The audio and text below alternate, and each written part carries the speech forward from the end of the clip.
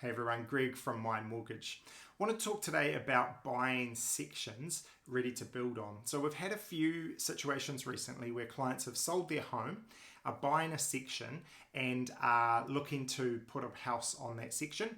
In the meantime, they're going to go away and rent or stay with family, something like that. So often they'll have a good amount of cash or proceeds of sale from their property. And so they might not need any money from the bank, any lending to actually buy the section.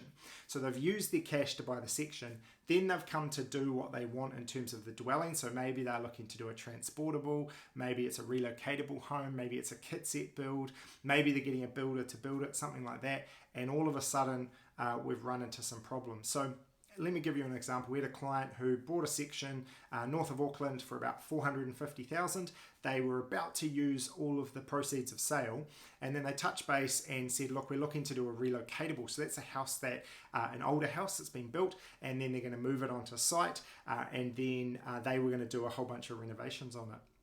Now, the banks will look at that and they won't want to give any money for that relocatable build until it's on site, it's got code compliance and it's all finished. And the reason for that is it's fairly high risk. It's a high risk situation. So what we were able to do was say to the client, hey, look, let's put in less money to start with. So we just put in a 50% deposit on the land. Let's get borrowing from the bank for the rest of the section purchase. Really easy to do, 50% deposit for a section purchase. And then they've got cash that they can use whenever they want to be able to do this relocatable build.